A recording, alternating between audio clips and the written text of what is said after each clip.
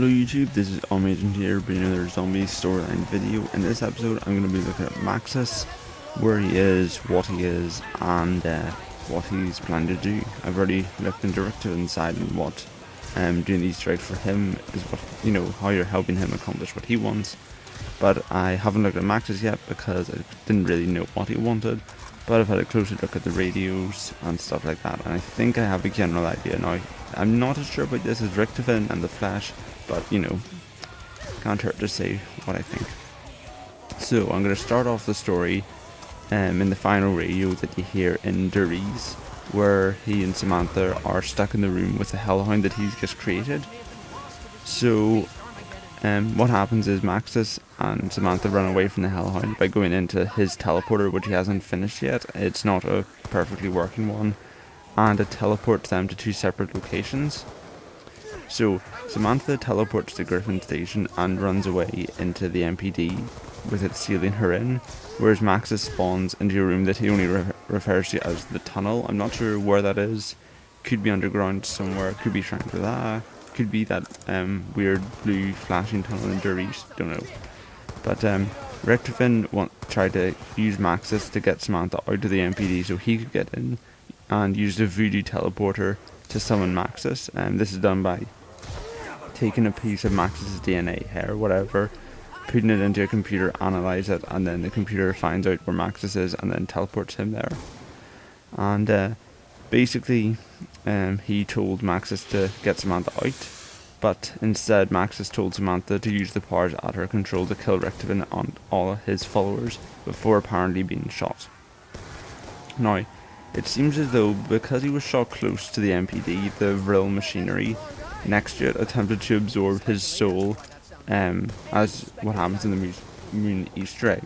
So, for example, you shot the zombies to use their souls to power it up, but because Richtofen had already powered it up with rat souls, if I remember correctly from the radios, Maxis wasn't absorbed, but instead he appears to have been digitized into the Griffin Station computers. Sort of, so if you see what I mean, like his consciousness was turned into simple computer code, and that's about it really.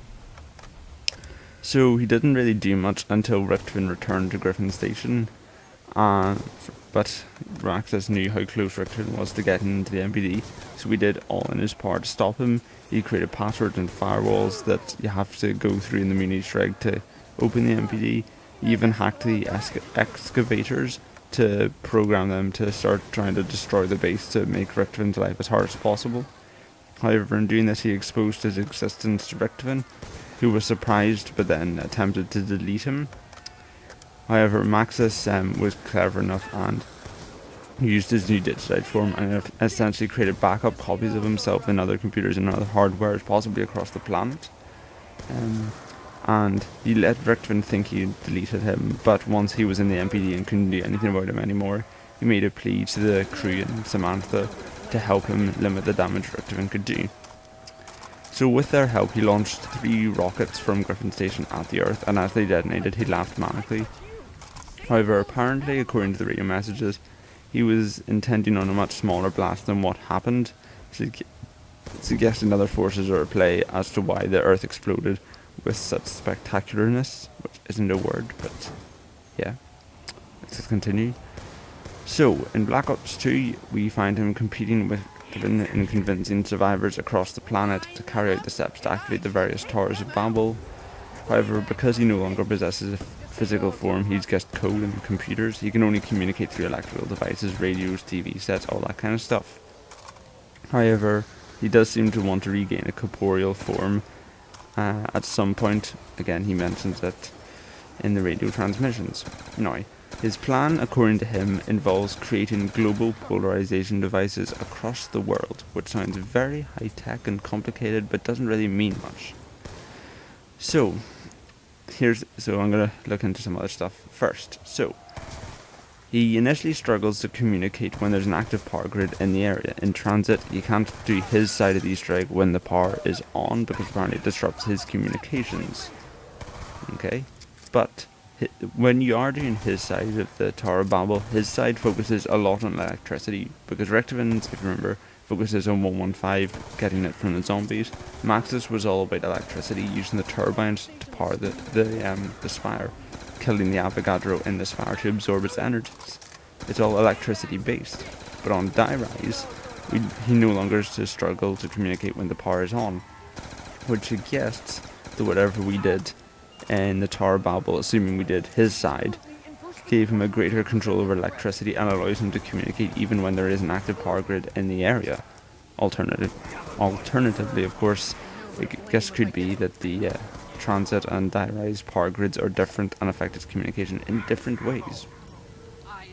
Now, his side of the high maintenance Easter egg focuses on Vril artifacts and sacrifices to religious symbols, which would be the balls that you sort of whack across the map in the trample steams, and the killing the zombies as a sacrifice in the Buddha room.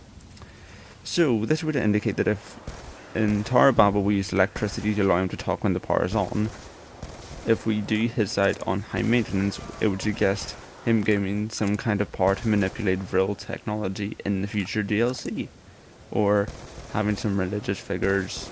I don't really know what he could use his abilities to control, but I guess we'll find out. So, this is my summary of what I think his plan is. So, he used the rockets from Griffin Station to hit the Earth and open rifts in it, because, of course, when we're talking about Vril technology, there's also the Hollow Earth theory that there's a second world inside the Earth. So Maxis intended to use these rockets to punch holes in the Earth so we could get to this hollow part, but it was a much larger explosion than he intended, and essentially, caused the apocalypse that we see in Black Ops 2. He then uses the Tower Babels that whoever he can convince to construct for his side to communicate with survivors. He used the Tower Babel to remove the obstruction of electrical grids, and then he uses the high maintenance Easter egg, if you do it on his side, to gain access to Vril technology. So maybe he intends to access some Vril weaponry and equip his followers to help them in their struggle against Richtofen and the Flesh. And then once he triumphs over the Flesh, he uses the Tower network to cause a polarization of the Earth's magnetic field, which tears it apart and lets the sun's radioactive rage, microwave, all that kind of stuff. And the damage that this polarization does to the Earth essentially wipes out humanity, but Maxis in his new body and any of his trusted followers are safe inside the Hollow Earth, where they fled to escape this. So that's pretty much it. So Maxis is planning to wipe out humanity while keeping the ones that he likes safe in the Hollow Earth, well equipped with Vril tech, and maybe after Richtofen has lost his followers, they mount an attack on Griffin Station and finish off Richtofen once and for all. So this has been Omagent. Thank you for listening. As always, put your opinions up to my ideas and your own ideas in the comments below. Thank you for watching, and goodbye.